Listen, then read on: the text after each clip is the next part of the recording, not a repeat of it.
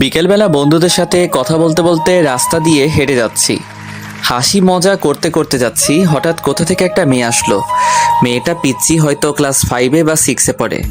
আমাদের সামনে এসে আমাকে বলতে লাগলো, এই যে ভাইয়া, আমার একটা উপকার করবেন। বলো পিচ্ছি আপি। আমি মোটেও পিচ্ছি না, আমি ক্লাস 6-এ পড়ি। ও সরি, পিচ্ছি বলো। আমি আমার বিড়ালটা হারিয়ে ফেলেছি, একটু খুঁজে দেবেন? কি? ভাইয়া প্লিজ, আমি আমার টমকে খুব ভালোবাসি। টমকে? টম হলো আমার বিড়ালের নাম, গাধা একটা। লে হালুয়া, আমি কেমনে জানবো তোমার টমটমের কথা? দেখুন ভাইয়া, আমার টমকে টম টম বলবেন না। আচ্ছা তুমি কি পাগল? আপনাকে আমি... এই বলে আমার হাতে কামড় দিয়ে দৌড়ে চলে গেল। এসব আমার বন্ধুরা দেখে হাসতে লাগলো। আমি ব্যথায় মা গো বাবা গো বলে চিল্লাচ্ছি, আর হারামি বন্ধুরা দাঁত কেলিয়ে হাসছে। তখন জিহাদ বলল, দোষ, কামড়টা কেমন লাগলো? আরে শালা মজা নিস, এদিকে আমি ব্যথায় মরছি। তোর কপাল এটাই ছিল। কি সুন্দর করে কামড় দিল। মেয়েটা এমন কেন করলো রে? তুমি চান্দু মেয়েটাকে পাগল বলবা, আর মেয়েটা তোমায় চুমু দিবে? চুমু দিলে না করি না, আমার মন অনেক বড়, সেখানে সবার জায়গা হবে। সবাইকে বোনের নজরে দেখবি। দেখলি না মেয়েটা তোকে কি সুন্দর করে ভাইয়া ডাকলো। ভাইয়া থেকে জামাই হব, তোদের কথা দিলাম। তার মানে আমাদের লেখক প্রেমে পড়েছে, এটাও সম্ভব? ইয়ে না মানে হাত ব্যথা করছে, চল। কথা এড়িয়ে যাচ্ছিস কেন? তুই ব্যথায় মরে যাওয়ার আগে স্বীকার কর। ঠিক, স্বীকার কর, না হলে ছাড়ছি না।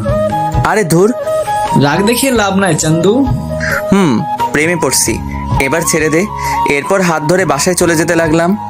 এবার আমার পরিচয়টা দেই, আমি শাহরিয়ার রহমান, এবার এসএসসি দিব। বাবা মার তৃতীয় সন্তান, আমি ছোট, আমার বড় ভাই আর আপু আছে, বাবা আইনজীবী, মা গৃহিণী। আমি বাসায় গিয়ে কলিং বেল দিলাম, একটু পর ভাবি এসে দরজা খুলে দিল। ভাবি, খুব খিদে পেয়েছে। সোফায় বস, চা আর বিস্কুট দিচ্ছি। আচ্ছা ঠিক আছে মা, কই? রুমে আছে হয়তো। এরপর ভাবি চলে গেল, আমি সোফায় বসে ফোন টিপছি। একটু পর ভাবি চা বিস্কুট নিয়ে আসলো, আমি চা খাচ্ছি আর ভাবির সাথে গল্প করছি। তখন ভাবি বলল, শাহরিয়ার আমাকে নিয়ে আমাদের বাসায় যাবে? কেন ভাইয়া? তোমার ভাই তো ভাই, আর তার কোনো সময় নেই, তাই বললো তোমাকে নিয়ে যেতে। ও আচ্ছা, কবে যাবে? কালকে যাব। আচ্ছা তাহলে আমি কালকে স্কুল শেষে নিয়ে যাব। আচ্ছা এখন গিয়ে পড়তে বসো কেমন? এরপর আমি আরও কিছুক্ষণ গল্প করে রুমে গিয়ে পড়তে বসলাম। কিন্তু আমার একটা অভ্যাস, পড়তে বসলে ফোন টিপি, তাই দুইটাই করতে লাগলাম। একটু পর আপু আসলো, আপু এসে ঝাড়ি দিয়ে বলল, কিরে পড়তে বসে ফোন টিপিস কেন? আমার মনে রং লাগছে এই জন্য। চুপচাপ পড়তে বস। তুই প্রেম কর যা। থাপ্পড় দেবো একটা, সে তোর দুলাভাই হয়। হইছে, যা তো, বিরক্ত করিস না। এরপর চলে গেল। আমিও মোটামুটি কালকের পড়া শেষ করে রাতের খাবার খেতে গেলাম। খাবার খেয়ে রুমে এসে ফোনটা চার্জে দিয়ে শুয়ে পড়লাম। আর তখনই মনে হলো রাস্তায় দেখা সেই পিচ্চি মেয়েটার কথা। আমি মেয়েটার কথা ভাবছি আর একা একা হাসছি। সত্যি মেয়েটা অনেক সুন্দর। এই পিচ্চি মেয়েটা যদি আমার বউ হতো কত ভালো হতো। আচ্ছা, তার নামটা জানা হলো না, কি করা যায়? কালকে কি মেয়েটা সেখানে আসবে? আর আসবে কেন? মেয়েটা তো পিচ্চি। উফ, যদি দেখা হতো মন ভরে দেখতাম। এসব ভাবতে ভাবতে কখন যে ঘুমিয়ে পড়লাম মনে নেই। সকালবেলা ঘুম ভাঙলো বাবার নীতি কথা শুনে। প্রতিদিন আমার ঘুম ভাঙে নীতি কথা শুনে। শালা এমন বাবা থাকলে জীবনটা শেষ। সকাল সকাল কি সুন্দর একটা স্বপ্ন দেখছিলাম, সব শেষ করে বাবা আবার বলতে লাগলো, ভালো ছাত্র কখনো 9টায় ঘুম থেকে উঠে? আব্বা চুপ করো তো। তোর ক্লাসমেটটা সারাদিন পড়াশোনা করে আর তুই বনজামি করিস। উফ কি জ্বালা, চুপ করো তো। স্কুলে কি আমি যাব? হ্যাঁ তুমি যাও, ভালো হবে। চুপ, ওঠ। বাবার ঝাড়ি খেয়ে ফ্রেশ হতে চলে গেলাম। ফ্রেশ হয়ে স্কুলের জন্য রেডি হয়ে নিলাম। তারপর গেলাম খাবার খাওয়ার জন্য। খাবার খেয়ে মার কাছ থেকে টাকা নিয়ে সাইকেল চালিয়ে স্কুলে চলে আসলাম। স্কুলে এসে সাইকেল রেখে ক্লাসে গেলাম। ক্লাসে গিয়ে দেখি জিহাদ মেয়েদের সাথে কথা বলছে। আমাকে দেখে আমার কাছে আসলো আর বলল, দোস্ত, আমাকে ওরা একা পেয়ে চর দিছে। কি বলিস, তাই নাকি? রে। ওকে দাঁড়া দেখছি। এরপর আমি ব্যাগ রেখে তাদের কাছে গেলাম। আমি গিয়ে বললাম, কি হলো, জিহাদকে মারছো কেন? তাহলে আমাদের সাথে ফাজলামো করে কেন? কি করছে? আমাদের ব্যাগ দিয়ে বেঞ্চ পরিষ্কার করছে। তাই নাকি? এটা তো একটা ভালো কাজ। এই বলে আমিও তাদের ব্যাগ নিয়ে আমার জায়গা মুছে ব্যাগটা আবার তাদের কাছে ফিরিয়ে দিলাম। তারপর জিহাদকে বললাম, ব্যাগ যদি বাঁচাতে চাস তাহলে ব্যাগ নিয়ে ক্লাস থেকে চলে আয়। আমি হাসতে হাসতে চলে আসলাম বাহিরে, আর তখন দেখি শান্ত আসছে। শান্ত আমাদের দেখে বলল, কিরে কি হয়েছে? আমি সবটা বললাম। সব শুনে শান্ত হাসতে লাগলো, আর জিহাদ বলল, দোস্ত আজকে কাজটা ঠিক হয়েছে। চল ক্লাসে যাই, সময় হয়ে গেছে। চল। এরপর আমরা ক্লাসে চলে আসলাম। ক্লাসে এসে ক্লাস করতে লাগলাম। সবগুলো ক্লাস করে বের হলাম। বের হয়ে তিনজন রাস্তার এক পাশ দিয়ে সাইকেল চালিয়ে যাচ্ছি। হঠাৎ দেখতে পেলাম কালকের মেয়েটিকে। মেয়েটি হেঁটে হেঁটে বাসার দিকে যাচ্ছে হয়তো। আমি মেয়েটির কাছে গিয়ে সাইকেল ব্রেক করলাম, আর মেয়েটি বলল, আপনি কালকের ভাইয়াটা না? কোথায় যাচ্ছ? বাসার দিকে যাচ্ছি, দেখতে পাচ্ছেন না? না, আমি তো কানা। এটাই ঠিক, আপনি কানা। চলো তোমাকে এগিয়ে দেই। না লাগবে না, আপনি যান। আরে চলো তো। মেয়েটিকে এক প্রকার জোর করে সাইকেলে তুললাম। তারপর মেয়েটির সাথে কথা বলতে বলতে সাইকেল চালাতে লাগলাম। আচ্ছা, তোমাকে তো এই এলাকায় আগে দেখিনি। আমার বাবা এই জায়গায় বদলি হয়েছে তাই। ও, তোমার নাম কি? আমার নাম নুসরাত জাহান ঐশী। আপনার?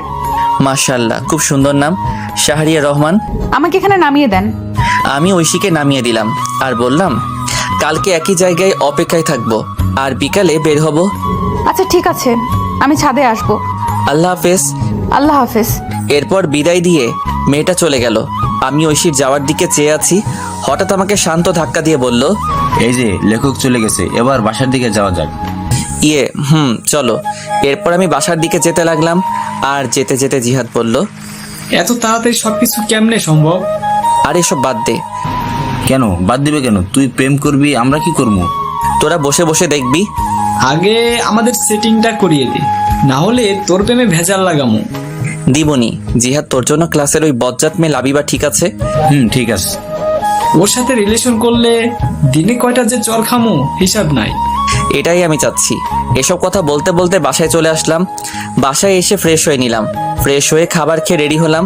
ভাবিকে তার বাবার বাসায় দিয়ে আসার জন্য আমি রেডি হয়ে রুম থেকে বের হলাম। ও মা, সোফায় তাকিয়ে দেখি ভাবি ব্যাগ নিয়ে বসে আছে। আমি অবাক হলাম, কারণ ভাবির রেডি হওয়া এত তাড়াতাড়ি কেমনে? হয়তো বাবার বাসা অনেকদিন পর যাবে, তাই হয়তো। এসব ভেবে ভাবির কাছে গেলাম। ভাবির কাছে যেতেই আমার হাতে বাইকের চাবি দিয়ে বলল, বাইক বের করো। তারপর মাকে বললাম, টাকা দাও। টাকা লাগবে না, তোর বাবের কাছে দিয়েছি। আরে আমাকে দাও। দরকার নাই। লে বাবা, বেড়াতে যাচ্ছি টাকা ছাড়া। তোর বাবের কাছে দিয়েছি। আরে শাড়িয়ার চলো তো। কিন্তু কথাটা শেষ করতে পারলাম না। ভাবি টেনে বাহিরে নিয়ে আসলো। আমি এরপর বাইক বের করলাম। তারপর ভাবির সামনে গেলাম। ভাবি উঠে বসলো, আর উঠে আমার কাঁধে হাত রাখলো। আমি ভাবিকে নিজের বোনের মতো মনে করি। তারপর বাইক চালাতে লাগলাম। উদ্দেশ্য ভাবির বাসা। বাইক চালাচ্ছি, হঠাৎ করে বাইকের তেল শেষ হয়ে গেল। তারপর আর কি, বাইক কিছু দূর হাঁটিয়ে তেল ভরলাম, তবে টাকা ভাবি দিয়েছে। তারপর আবার চলতে শুরু করলাম। ভাবির বাসায় যেতে প্রায় বিকাল হয়ে গেল। তারপর গিয়ে আন্টি আঙ্কেলকে সালাম দিয়ে ভিতরে গেলাম। ভাবির একটা ছোট ভাই আছে আমার বয়সী, তার নাম আবির। গিয়ে দেখি শুয়ে শুয়ে ও ফোন টিপছে। আমাকে দেখেই বলল, কিরে কি খবর? আলহামদুলিল্লাহ, ভালো। তোর? চলছে কোনো মতে। তা প্রেম কয়টা করিস? বেশি না, মাত্র 3টা। তুই আর ভালো হবি না? একটা মেয়ে যদি 4-5টা রিলেশন করতে পারে, আমি কেন পারবো না বল? কথায় যুক্তি আছে। এভাবে আবিরের সাথে আড্ডা দিতে লাগলাম। আড্ডা দিতে দিতে হঠাৎ মনে হলো আমার পিচ্চিটার কথা। আজকে বিকালে যাওয়ার কথা ছিল, কিন্তু দূর, মনে ছিল না। কি যে করি। আর আজকে বাসায় না গেলে কালকে স্কুল মিস হবে। স্কুল মিস হলে তো পিচ্চিটাকে দেখতে পারবো না। তাই আমি ভাবির কাছে চলে আসলাম, আর এসে ভাবিকে বললাম, ভাবি আমি চলে যাচ্ছি। আজকে যেতে হবে না, আজকে থাকবে, প্রায় সন্ধ্যা হয়ে এলো। আরে কালকে স্কুল আছে, আর না গেলে স্যার বকা দিবে। যেদিন স্কুল পলাশ তখন? মানে তবুও যেতে হবে।